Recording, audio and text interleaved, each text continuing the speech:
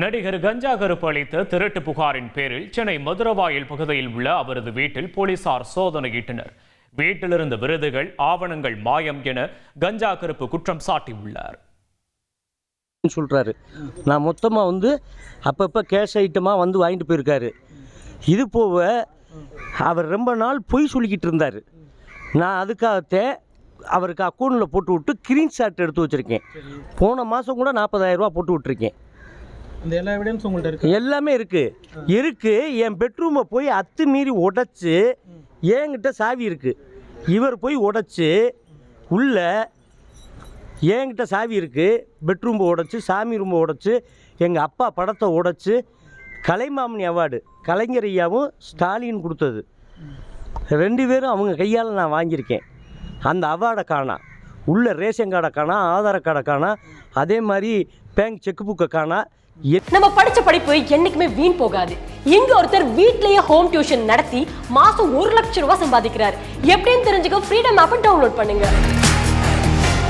என்னென்னத்தையோ காணாமாக்கி அந்த வீட்டுக்குள்ளே நீங்கள் பார்த்துருந்தீங்கன்னா உங்களுக்கு அந்த அது தெரியும். உடைச்சி போட்டு அவளை நாஸ்தம் பண்ணி வச்சுருக்காங்க. ஒருத்தர் வீட்டில் வாடகைக்கு இருந்தால் ஓனர் தட்டு தீரி திருட்டுத்தனம் வேலை பண்ணுவாங்களா? இல்லை, நான் அந்த தெரியாமல் கேட்குறேன். திருட்டுத்தனம் வேலை பார்க்கலாமா? நீங்கள் ஃபேமிலியாக தான் இருந்தீங்களா இங்கே? ஆமாம், ஃபேமிலியாக தானே இருந்தேன். நான் விவசாயமாக வச்சு நடத்திக்கிட்டு இருந்தேன். இல்லை என்னமோ நான் பார் வச்சு நடத்துறது மாதிரி உள்வாடகைக்கு விட்டோம்னு அந்த ஆள் சொல்லியிருக்காரு. உள்வாடகைக்கு என் வீட்டை நான் எப்படி விடுவேன்? என் பொருள் காணாமல் போச்சுல்ல, எனக்கு தானே இப்போ குத்துது, நான் தானே கத்துறேன், எனக்கு துடிக்குது இல்லை. ஆயிருந்தே இருந்தாலும் தவப்பி விட்ட பொருளாக இருந்தாலும் கேட்காம எடுக்கக்கூடாதுங்க.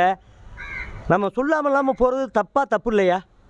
நீங்கள் வீட்டை பூட்டி சாவி அவர்கிட்ட கொடுத்துட்டீங்களா? வீட்டை பூட்டி எப்படிங்க? முட்டாப்பைய கூட செய்ய மாட்டாங்க. சாவியை என் கையில் சொல்கிறீங்களா? எப்படி காணா போச்சுங்க? அதே உடச்சி எடுத்துருக்காருல்ல, வெள்ளை அடிக்கிறவங்க வேலை பார்த்துருக்காங்க, எடுத்திருக்காங்க. இப்போ இன்னும் ஒரு அகர் பீஸ் உள்ளே வந்திருக்கு. இது ஃபுல்லாமே பண்ணிக்கிட்டு இருக்காங்க. நான் என்ன பண்ணுறது? ரோட்லேயே போய் படுக்கிறது? காணா போச்சுன்னு உங்களுக்கு எப்போ சார் தெரியும்? இப்போத்தான் தெரியும். இப்போ உள்ளே போய் உடச்சி போக திறந்து விட காவல்துறையை வச்சு நான் உள்ளே போய் பார்க்க அவர்கிட்ட எவ்வளோ பறந்துருனே. போலீஸில் என்ன சொல்கிறாங்க? போலீஸில் எனக்கு நல்லா சப்போர்ட் பண்ணுறாங்க, இல்லைன்னு சொல்லலை. காவல்துறை கண்கலங்காமல் என்னை பார்த்துக்கிட்டு இருக்கு. நான் அவங்களுக்கு ரொம்ப உதவியாக இருக்கேன். அது மட்டும் இல்லை, எனக்கு நல்லா சப்போர்ட் பண்ணுறாங்க. நான் போய் இன்ஸ்பெக்டரை பார்த்துட்டு எல்லா விஷயமும் பேசிட்டு வரேன். ஆடியோ அவர் 10 ஆடியோ இல்லைங்க. நீ அவரை கொலை பண்ணிடுவேன்ற மாதிரி பேசி ஏங்க, இப்போ என்னைய அவர் பேசியிருக்காரு. நான் சின்ன பொண்ணு வச்சுருக்கேன், இதில் ரெக்கார்டு பண்ண முடியாது.